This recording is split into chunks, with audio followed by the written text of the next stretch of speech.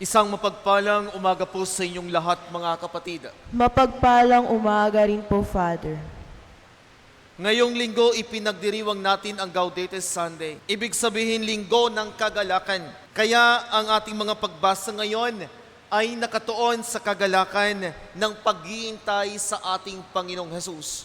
Kagalakang bigay ng Diyos sa mga taong tapat at naghahangad na makinig sa Kanya. Kagalakan sa gitna ng pagsubok at kahirapan. Naniniwala tayo na ang Diyos ay nakikiisa sa lahat ng bahagi ng ating buhay, kasiyahan man o kahirapan. Actually, nagkakaroon lamang ng problema kapag we refuse to be faithful to God, especially when we feel that we don't need His divine intervention. Lalo tigit sa mga panahon na tayo ay nasa kapangyarihan, mayaman at minsan walang pakialam sa mga taong masigit na nangangailangan. Kaya ipinaalalahanan tayo na suriin ang ugat ng kagalakan o kasiyahan. Saan ba tayo maligaya? O ano ang nakapagbibigay sa atin ng saya? Ito ba ay nagmumula sa mabuti o sa masama? Hindi nakakatulong ang pagiging masama dahil ito ay magdadala sa atin sa walang hanggang parusa sa hinaharap. Kaya this Sunday is reminding us that in joy we become generous. The greatest gift you can give is a gift from the heart. A gift from a genuine love. Maaari kang magmahal o maaari kang magbigay na walang pagmamahal, pero hindi ka maaaring magmahal na hindi ka nagbibigay. What matters to God is our generous heart. Jesus is more interested in the attitude of our hearts in giving. As Saint Teresa of Calcutta said, "It is not how big you help that matters, but how love or charity that you put unto it that matters."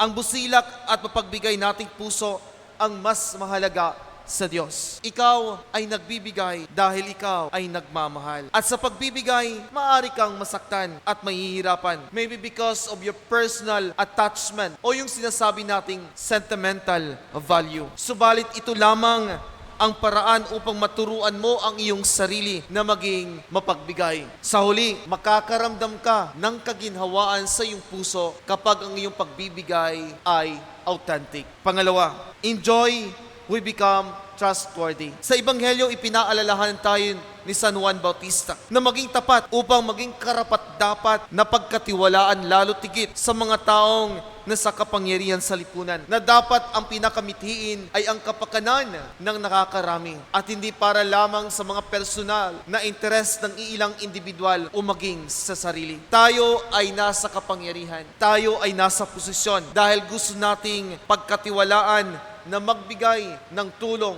o pangangailangan sa mga taong nasa laylayan ng lipunan, mga taong inaapi. Pangatlo, enjoy, we see the light of Christ. Through our baptism, we were anointed with grace of prophecy. Tayo ay tinawag upang maging saksi, katulad ni San Juan Bautista, to stand strong in our testimony or in our witnesses or being witness for Christ. Katulad ng mga propeta, makakaharap tayo ng mga maling paratang, pag-uusig at hindi pagtanggap sa mensahe ng Diyos. Kanino ba tayo lalapit? St. Paul tells us to trust not on human wisdom, but on the power of God. Ngayong ikatlong linggo, we are reminded that in joy, we become trustworthy, we become generous, and we always see the light of Christ. Sa papalapit na Kapaskuhan, ihanda natin ang ating sarili sa pamamagitan ng pagbabago o pagbabalik loob sa Diyos. Hingin natin palagi ang Kanyang biyaya at pagpapalaya upang maranasan natin ang kasiyahan o kagalakan ng pagdating